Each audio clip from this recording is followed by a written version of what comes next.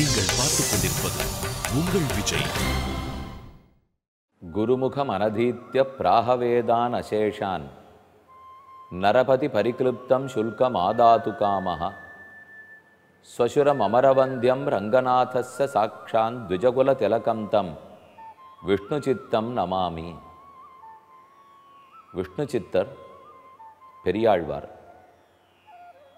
விஷ்ணுவையே தன்னுடைய மனத்தில் உள்ளத்தில் கொண்டவர். அவருக்கு பெரியாழ்வார் என்னும் பெயர் ஏற்பட்டதற்கு சிறப்பான காரணம் உண்டு. அவர்தான் பெருமானிடத்தே பரிவு மிகுந்தவர். மற்ற ஆழ்வார்களுக்கு பகவானிடத்தில் பரிவிருந்தாலும் பெரியாழ்வாருக்கு பொங்கும் பரிவு உண்டு. கண்ணனையே தனக்கு குழந்தையாக வைத்து தன்னை யசோதையாக கொண்டு அவனை தாலாட்டி முடிசூட்டி அவனுக்கு தலைவாரி பின்னிவிட்டு சோறூட்டி பாலூட்டி வளர்த்தவள் போல் பெரியாழ்வார் பாடினார். அவர்தான் பிள்ளைத்தமிழ் பாடியவர், பெரியாழ்வார் திருமொழி பாடியவர். அதனால தான் மற்ற ஆழ்வார்களுக்கு இல்லாத பட்டப்பெயர் பெரிய ஆழ்வார் என்று பெற்றார். இவ்வாழ்வார் ஸ்ரீவில்லிபுத்தூரில் பிறந்து வாழ்ந்தவர். ஆனிதன்னில் சோதியன்னால் ஆதரிக்கும் என்று சொல்லுகிறோம். ஆனி மாசத்தில் சுவாதி திருநக்ஷத்திரத்தில் கருடனுடைய அம்சமாகவே ஸ்ரீவில்லிபுத்தூரில் அவதரித்தார். இவர் தோட்டம் அமைத்து பூத்தொடுத்து பெருமாளுக்கு மாலைகளை சமர்ப்பித்து வந்தார். வாழ்க்கை தெளிந்த நீரோடையைப் போல் சென்று கொண்டிருந்தது. ஓர் நாள் பெருமான் இவருக்கு கனவில் வந்தான். மதுரையை ஆண்டு வந்த பாண்டிய மன்னன் வல்லபதேவன். அவன் பரம்பொருள் யார், அவ்வுலக வாழ்க்கைக்கு நாம் எடுக்க வேண்டிய முயற்சி என்ன என்றெல்லாம் பெரும் பண்டிதர்களை கூப்பிட்டு வாதம் வைத்திருக்கிறானாம். சதஸ்ஸு ஏற்பாடு செய்திருக்கிறான். அதில் போய் ஸ்ரீமன் நாராயணனான நம்மை பற்றின பெருமையை எடுத்து சொல்லும் என்று பகவான் வடபெருங்கோயிலுடையான் வடபத்திரசாயி அவன் பெரியாழ்வாருடைய கனவில் சொல்ல, கனவில் மிக கண்ட ஆழ்வார் புறப்பட்டார். பெருமான் ஆணை, போய் சொல்லிவிட்டு வருவோம் என்று கிளம்பினார். மதுரையை அடைந்தார். மன்னவனுக்கு சந்தேகம். நாம் இவ்வுலகத்துக்காக நிறையா முயற்சிக்கிறோம், அவ்வுலக வாழ்க்கைக்கு ஏதேனும் முயற்சி எடுக்கிறோமா? அதை பற்றி தெரிந்து கொள்ளத்தான் பெருத்த பண்டிதர்களையெல்லாம் வரவழைத்திருந்தான். இவ்விடத்தில் இந்த ஐயம் மன்னவனுக்கு ஏன் ஏற்பட்டது என்று நாம் பார்க்க வேண்டும். விதுரர் திருதராஷ்டிரனிடத்தில் என்ன கூறி வந்தார்? பெரியோர்கள் சில வார்த்தைகளை முத்து போல உதிர்ப்பார்கள். நாம தான் அதை அமர்ந்து ஆராய்ச்சி பண்ணி மேலோட்டமாக தள்ளிவிடாமல் ஆழ்ந்த கருத்துக்களை எடுத்துக்கொண்டு கடைப்பிடிக்க வேணும். இதைத்தான் அவர் சொல்லிட்டு வரார். ஏன்னா திருதராஷ்டிரனுக்கு நினைவு என்ன, நம்மளை இன்னும் பீஷ்மரே ஒன்றும் சொல்லலை, துரோணரே சொல்லவில்லை, கிருப்பர் கூறவில்லை, ஆகையால் நாம் பண்ணுவது சரிதான் போல் இருக்கிறது என்று ஒரு தப்பான முடிவில் திருதராஷ்டிரன் இருக்கார். நீ பண்ணுவது சரியல்ல, தவறு. அந்த தவறுங்கிறத பெரியோர்கள் எப்படி சொல்லுவார்கள்? அதை நேரேயும் சொல்லுபவர்கள் உண்டு, நேர சொல்லாமல் மறைமுகமாக சொல்லுபவர்களும் உண்டு. அரசே, இது உன் நாட்டுக்கு நல்லதல்ல என்று சொன்னால் நம்ம என்னன்னு எடுத்துக்கலாம்? இப்போ ஒன்று அவர் தப்புன்னு சொல்லலை, நாட்டுக்கு நல்லது இல்லைன்னு சொன்னார், அவ்வளவுதானே. அப்படின்னு லேசாக அதை எடுத்துட்டு போட முடியுமா? நாட்டுக்கு நல்லதல்லங்கிறது எவ்வளோ பெரிய சமாச்சாரம். அதெல்லாம் திருதராஷ்டிரனுக்கு புரியவே இல்லை. அதனால தான் விதுரர் புரிய வைக்கிறார், பெரியோர்கள் மறைமுகமாக சொன்னாலும் நீதான் யோசித்து முடிவெடுக்க வேண்டும். அதுக்கு இப்போ ஒரு 2-3 உதாரணம் நம்ம பார்க்க போகிறோம். எப்படி மறைச்சு சொல்லியிருக்கார்கள், அதிலிருந்து ஆண்டோர்கள் எப்படி வேண்டிய கருத்தை எடுத்துனுட்டார்கள், அதுக்கு தான் சொல்ல வரேன். மதுரையை ஆண்டு வந்த பாண்டிய மன்னன். அவன் ஒரு நாள் இரவு பொழுதில் வீதியார நடந்து வருகிறான். மக்களெல்லாம் சுகமாக இருக்கிறார்களா, நாட்டு நடப்பு நன்றாக உள்ளதா என்று பார்த்து கொண்டு வருகிறான். அந்த வேளையில் யாரோ ஒருத்தர் படுத்து கொண்டிருந்தவர் எழுந்து அமர்ந்திருக்கிறார். நடுநிசி. அவருக்கு அருகே மன்னவன் சென்றான். அவர் ஏதோ பாட்டு பாடி கொண்டிருந்தார். என்ன பாட்டு என்று மறைந்திருந்து மன்னன் ஒட்டு கேட்கிறான். அவர் சொன்ன பாடல், வருஷார்த்தம் அஷ்டௌ பிரயதேத மாசான் நிஷார்த்தமர்த்தம் திவசம் யதேத வார்த்தக்ய ஹேதோஹோ வயசா நவேன பரத்ர ஹேதோஹோ இஹ ஜன்மனாச்ச. இது ஒரு ஆழ்ந்த கருத்துடைய ஸ்லோகம். என்ன சொல்கிறார்னால், 4 மாதங்கள் மழைக்காலம். மழைக்காலத்தில் சுகமாக இருப்பதற்காக வெயிலடிக்கும் 8 மாதங்களில் உழைக்கிறோம். ஓடி ஆடி உழைக்கிறோம். 4 மாதங்கள் சுகமாக இருக்கும். இரவு பொழுதில் வீட்டோடு கிடக்க வேண்டும் என்பதற்காக பகல் பொழுதில் உழைக்கிறோம். பகலில் உழைத்தால் இரவில் ஓய்வு.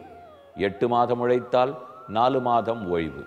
மேலும் கூறுகிறார், வார்த்தக்க ஹேதோஹோ வயசானவேன. வயசான பிற்பாடு உழைக்க முடியாது. அதுக்காக இளமையில் உழைக்கிறோம். வயதான பின் ஓய்வெடுக்க இளமையில் உழைப்பு. இரவில் ஓய்வெடுக்க பகலில் உழைப்பு. மழைக்காலத்தில் ஓய்வெடுக்க வெயில் காலத்தில் உழைப்பு. இப்படித்தானே உழைக்கிறோம். இது பல பேருக்கும் பொருத்தம். போலார்லலாம் இருக்கு பாருங்க, நார்த் போல், சவுத் போல், அங்கெல்லாம் போனோம்னா போலார் பேர், ஒரு வெள்ளை கரடி இருக்கும் பாருங்க, அது ஃப்ரீஸ் ஆகிடும். நல்ல குளிர்காலம் வந்ததுன்னா மொத்த இடமும் ஐஸ் கட்டியாக உறைஞ்சி போடும். அப்போ அதுக்கெல்லாம் ஒன்றும் வேலையே செய்ய முடியாது. அதனாலே அது நல்லா வெயில் அடிக்கிற சமயம், எவ்வளவு கொஞ்ச காலத்துக்கு வெயில் அடிக்குமோ அப்போ சாப்பிட்டுக்கும். சாப்பிட்டுட்டு உடம்ப நல்லா வெயிட்டு கூடிடும். அதுக்கப்புறம் ஹைபர்னேஷன் மோடுன்னு சொல்லுவார்கள், அப்படியே தூங்கி போடும். தூங்கும்னா எவ்வளோ தெரியுமா, அந்த ஹிருதயம் துடிச்சுட்டு இருக்கிறதுக்கு மட்டும் எனர்ஜியை வச்சுட்டு மற்ற கை கால் அது இது ஒன்றுமே வேலை செய்யாது. அத்தனையும் அப்படியே அடங்கி போயிடும். அது உள்ளே சாப்பிட்ருக்கிற எனர்ஜியை வச்சுன்னு பாக்கி மாதம்லாம் ஓட்டும். அப்போ போலார் பேர் கூட பண்ணுறது நம்ம பண்ண மாட்டோமா? ஆக நாம் செய்வது ஒரு காலத்தில் ஓய்வெடுக்க மற்றொரு காலத்தில் உழைக்கிறோம். நல்லா இருக்கு. இப்படி தான் நம்ம பண்ணிட்டு இருக்கோம். ஆனால் அந்த மனுஷர் கடைசியாக சொன்னது தான் ஆச்சரியம். பரத்திர ஹேதோஹோ இக ஜன்மனாச்ச. அப்போ மேல் உலகத்தில் போய் ஓய்வெடுக்கிறதுக்கு, இந்த லோகத்தை தாண்டி வேற்றுலகத்துக்கு வைகுந்தத்துக்கு போய் ஓய்வெடுக்கணுமே, அதுக்கு இந்த ஜென்மத்தில் உழைச்சா தானே உண்டு. உழைக்கிறோமா என்று கேள்வி கேட்டு விட்டுட்டார். மற்றதெல்லாத்தையும் செய்கிறோமே, அவ்வுலகத்தை அடைய இவ்வுலகத்தில் முயற்சி எடுக்கிறோமா? எடுக்கிறோமே. வேலைக்கு போகிறோம், சம்பாதிக்கிறோம், வீடு கட்டுறோம், கல்யாணம் பண்ணிக்கிறோம், குழந்தைகளை பெற்றுக்கிறோம், வம்பு பேசுகிறோம், சண்டை போடுறோம், டெபாசிட் பண்ணுறோம். எத்தனை இல்லை? இது இத்தனையும் பண்ணுறோமாண்ணா? இது இத்தனையும் மோட்சம் கொடுக்கவே போகிறது இல்லையே. அப்போ மோட்சம் பெறுவதற்காக இப்போது என்ன செய்கிறோம்? கேள்வி கேட்டார், விட்டுட்டார். அந்த ஸ்லோகம் இவர் மனசை நெருட ஆரம்பிச்சுடுத்துப்போ. இதுதான் சான்றோர்கள் சுருக்கமாக சொல்கிறது. இப்போ எவ்வளோ அழகாக இருக்குது பாருங்க. பகலுக்கு உழைக்கிறோம், ராத்திரி ஓய்வு. வயசான பின்ன ஓய்வு, இள வயசில் உழைக்கிறோம். மழைக்காலத்தில் ஓய்வு, வெயில் காலத்தில் உழைக்கிறோம். அந்த லோகத்துக்கு போகிறதுக்கு இந்த லோகத்தில் உழைக்கிறோமா? இதோட விட்டுட்டா நம்மளும் காதில் கேட்டு இந்த காதில் கேட்டு இந்த காதில் விட்டுட்டு போகலாம். ராஜா அப்படி போல அவனுக்கு உள்ள கொதிக்க ஆரம்பிச்சுடுத்து. ஓ, நாம் இந்த லோகத்தில் என்ன பண்ணணும், என்ன பண்ணினா அந்த லோகத்துக்கு போக முடியும். அதற்காகத்தான் பெரியாழ்வார் முதலான எத்தனையோ பண்டிதர்களை வரவழைத்து கடைசியில் பக்தி பண்ண வேணும்.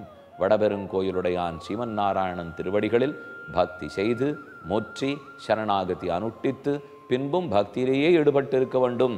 உண்மையை மன்னன் புரிந்து கொண்டான். ஆக சுருக்கமாக சொன்னாலும் நிரம்ப விளக்கங்கள் உண்டு. திருத்தராஷ்டிரா, அதைத்தான் நீ நன்கு புரிந்து கொள்ள வேண்டும் என்று கூறுகிறான்.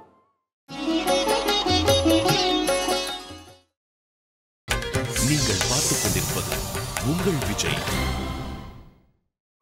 இன்னொரு கருத்து சொல்கிறேன். இப்போ இவர் எப்படி சுருக்கமாக முத்துதுத்த மாதிரி சொன்னார், என்ன நாம் தெரிஞ்சுக்கணும்னு பார்த்தோம் இல்லையோ. நடாதூர் அம்மாள்னு ஒரு சுவாமி எழுந்துருளி இருந்தார். அவர் காஞ்சிபுரத்தில் இருந்தார். அவருக்கு வாத்ஸ்ய வரதகுரு என்று திருநாமம், வரதாச்சாரியருங்கிற திருநாமம். அந்த சுவாமிக்கு ராமானுஜர் எழுதின ஸ்ரீபாஷ்யம். ஸ்ரீபாஷ்யம்ங்கிறது ஒரு நீண்ட உரை நூல். வேதவியாசர் பிரம்மசூத்திரத்தை எழுதியுள்ளார். அதுதான் உபனிஷத்துக்களுக்கு விளக்கம். அந்த பிரம்மசூத்திரத்துக்கு விளக்க உரைதான் ராமானுஜர் எழுதின ஸ்ரீபாஷ்யம். அதன் பொருளை, ஆழ்ந்த பொருளை நன்கு கற்க வேண்டும் என்ன அந்த சுவாமிக்கு விருப்பம். அங்கு அது அவ்வளவு தூரம் சொல்லுவதற்கு அதிகாரிகள் இல்லை. ஆனால் அவருடைய தந்தையார் சொன்னார், நேர திருவள்ளரைக்கு போ. ஸ்ரீரங்கத்துக்கு அருகே சுமார் 20 கிலோமீட்டரில் திருவள்ளரை உள்ளது. புண்டரீகாட்சன் பெருமான், பங்கையச் செல்வி தாயார், திருவள்ளரை பெருமாள் அற்புத தரிசனம். பெரியாழ்வார் இவனுக்கென்னே பாசுரங்கள் பாடியுள்ளார். மண்ணு குறுங்குடியாய் வெள்ளரையாய் மதுள் ஷூ சோலமலக்கரசே கண்ணபுரத்தமுதே என் நவலம் களைவாய் என்று பாசுரம். அப்போ திருவள்ளரை நின்றான் பெருமான். அங்கே ஒரு சுவாமி இருக்கார். அவருக்கு எங்களாழ்வான்னு திருநாமம். அவருக்கும் விஷ்ணு சித்தர்னு தான் தெரியாமல். இப்போ ஒரு விஷ்ணு சித்தர் பெரியாழ்வாரை பற்றி பார்த்துட்டோம். இப்போ இன்னொன்று இன்னொரு விஷ்ணு சித்தரை பற்றினது. அவர் திருவள்ளரையில் எழுந்துருளி இருந்தவர். நடாதூர் அம்மாள், அதாவது வாத்ஸ்யவரதாச்சாரியனுடைய தந்தையார், தன் மகனை காஞ்சிபுரத்திலிருந்து திருவள்ளரைக்கு போய் அந்த சுவாமியினிடத்தே ராமானுஜர் எழுதின நூலின் ஆழ்பொருளை கற்றுக்கொள் என்று சொன்னார். கிடுகிடுன்னு அவர் அங்கேருந்து இங்கே வந்தார். வாசகதவை தட்டுறார். உள்ளிருந்து விஷ்ணு சித்தர் கேட்கிறார், யார் வந்திருக்கிறது? வீட்டுக்கு வெளியில் யார் என்று கேட்டார். நான் தான், காஞ்சிபுரத்திலிருந்து வாத்ஸ்யவரதன் வந்திருக்கிறேன், நான் தான் வந்திருக்கிறேன் என்று வெளியில் இருக்கிறவர் பதில் சொன்னார். உள்ள இருக்கிறவர் சொல்றார், நான் செத்து வாரும். இது அவர் சொன்னது. நான் செத்து வாரும் என்றார். வெளியில் வந்து கதவடிச்சவருக்கு புரியல. இப்போ நானே செத்து போயிட்டா அப்புறம் எப்படி வருது? இவர் நான் செத்து வாருங்கிறாரே, நான் போயிட்டேன்னா வரவே முடியாதே. நேராக காஞ்சிபுரத்துக்கு திரும்பி வந்தார். தன் தந்தையார் காலில் விழுந்து கேட்டார், இப்படி நான் போய் கதவை தட்டினேன், நான் செத்து வாரும்னு குரல் கேட்டுது, எப்படி போகிறது, அவர் என்ன சொல்கிறாருங்கிறது எனக்கு தெரியலே என்ன சொன்னார். தந்தை பதில் கூறினார், நீ ரொம்ப மேலோட்டமாக பார்த்துருக்கே. நான் செத்து வாரும்னா நீங்கிறது யார்? நான் என்னும் ஆத்மா செத்து வாரும்னு அவர் சொல்லலை. நான் உடல் விழுந்து வாரும்னு அவர் சொல்லலை. இப்போ அவர் சொன்னது நான்கிற அகங்காரம் தொலைந்து வாரும். நான்கிற செருக்கு இருக்கோ இல்லையோ, இந்த கதவை தட்டுறச்சேவே நான் செருக்கோட பேசுறியே, அந்த செருக்கை தொலைத்து விட்டு வாரும். இதுதான் ஆச்சாரியன் சொல்லியிருக்கார். திரும்ப போனார் தந்தை. சரின்னுட்டு நடாதூரம்மாள் வாத்ஸ்யவரதன் மறுபடியும் காஞ்சிபுரத்துலேருந்து புறப்பட்டு திருப்பள்ளரைக்கு வந்தார். இன்னியாட்டம் பஸ்ஸு பிடிச்சா 8 மணி நேரத்துலலாம் போக முடியாது. அன்றைக்கி மொத்தம் நடந்து போயிருக்கணும். மறுபடியும் போய் வாசகதவை தட்டினார். யார் வெளியே என்று உள்ளிருந்து குரல் வந்தது. அடியேன் வாத்ஸ்யவரதன் வந்திருக்கிறேன். அடியேன்னு சொன்னார். உடனே கதவை திறந்தார். அமர்த்தி வைத்து கொண்டு ஸ்ரீபாஷ்யம் முழுமையும் அவருக்கு கூறினார். அப்போ என்ன அர்த்தம், கருத்து என்ன? நான் செத்து வாரும்னா யோசிச்சு பார்க்குறோம், புரியல பாருங்க. நான்கிற செருக்கு செத்து வர வேண்டும். அப்போ நான் செத்து வாரும்னு சொன்னாள்ங்கிறதுக்காக விட்டுடக்கூடாது. சரி, ஏதோ சொன்னார் போல் இருக்கு, அவருக்கு தெரிஞ்சது அவர் சொன்னார் என்ன நினைக்கக்கூடாது. நமக்குன்னு ஒரு கருத்தை அவர் சொல்லியிருக்காரோ இல்லையோ. அப்போ இது ரெண்டாவது பார்த்தோம். இப்போ கருத்து ஆழ்ந்திருக்கும், ஆனால் சொல் மேலோட்டமாக இருக்கும். மேலோட்டமான சொல்லை பார்த்துட்டு மட்டும் தள்ளிவிடப்படக்கூடாது. ஆழ்ந்த கருத்தை எடுத்துக்கொள்ள வேண்டும். அதை அவரிடத்திலேயும் தெரிஞ்சிட்டோம். மற்றொருத்தர் உய்யக்கொண்டார். அதாவது நாதமுனிகளுடைய சிஷ்யர் மணக்கால் நம்பிகள். மணக்கால் நம்பிகளுடைய சிஷ்யர் உய்யக்கொண்டார். இவர்களை பற்றி அழகான சரித்திரம். நாதமுனிகளுடைய சிஷ்யர் உய்யக்கொண்டார். உய்யக்கொண்டாருடைய சிஷ்யர் மணக்கால் நம்பிகள். நாதமுனி, உய்யக்கொண்டார், மணக்கால் நம்பிகள், ஆள வந்தார் என்ன வரிசை கிரமம். நாதமுனிகள் சிறந்த யோக சாஸ்திரம் தெரிந்தவர். பதஞ்சலி யோக சூத்திரம்னு சொல்கிறோமே, அதை போல யோகம் முழுக்க கைவந்தவர். அவர் யோகத்தால் பெருமான தினப்படி அனுபவித்து கொண்டே இருப்பார். தனிமையில் அமர்ந்து யோகத்தால் தியானத்தால் பெருமானோட பேசலாம், அணைக்கலாம், என்ன வேணும்னாலும் பண்ணலாம். அந்த அளவுக்கு அவருக்கு பெருமை இருந்தது. அதே நாதமுனிகளிடத்தே 4000 திவ்ய பிரபந்தமும் இருந்தது. ஆழ்வார்கள் பாடல் 4000 வச்சிருந்தார். பதஞ்சலியினுடைய யோகத்தையும் வச்சிருந்தார். ரெண்டையும் உய்யக்கொண்டார் இடத்துல காட்டி, சீடனே உனக்கு 2 வேணுமா, 2இல் 1 வேணுமா, எது வேணும்னு கேட்டார். அப்போ அந்த சுவாமி என்ன தெரியுமா பதில் சொன்னார்? பிணம் கிடக்க மனம் புணர்வாருண்டோ என்று அவர் கேட்டார். வீட்டில் பிணம் கிடக்கிறது, யாரோ மறித்துட்டார்கள். அப்போது யாருக்கேனு திருமண பேச்சு பேசுவோமா? பிணம் இருந்தால் அந்த காரியத்தை பார்ப்போமா? இல்லை எப்போ பொன் கொடுக்கலாம் பொன் வாங்கலான்னு திருமண பேச்சு பேசுவோமா? பிணம் இருக்கும்போது மனப்பேச்சு கூடாதுன்னார். நாதமுனிகள் சட்டுன்னு புரிஞ்சு விட்டார். அப்போ உமக்கு யோகம் வேண்டாம், 4000 திவ்ய பிரபந்தம் தானே வேணும் என்கிறீர். உய்யக்கொண்டார் ஆம் என்றார். என்ன பொருள் தெரியுமா? அதாவது ஒருத்தர் மரித்திருக்கும் போது தனித்து ஒரு கல்யாண பேச்சு பேசக்கூடாது இல்லையா? அதை எதுக்காக அவர் சொல்கிறார்னா, உலகமே பெருமானை அடையாமல் துன்பப்பட்டு கொண்டிருக்கிறது. அப்போது அவர்கள் அனைவரோடையும் சேர்ந்து தான் நாம் பெருமானை அனுபவிக்கணுமே தவிர, நான் மட்டும் யோகத்தை பிடித்து கொண்டு நான் மட்டும் தனியாக பெருமானை இன்பம் துய்த்தால், அப்போது உலகமே பிணக்காடாக பெருமானை இழந்து தவிக்கும் போது நான் ஒருத்தன் மட்டும் பெருமானோட மனம் முடிக்கிறா போலே இருக்கும். அதில் எனக்கு விருப்பம் இல்லை. அனைவரும் சேர்ந்தே மனம் முடிப்போம். ஆக தனியாக மனம் புரிந்து கொள்ள யோகம் உதவும்.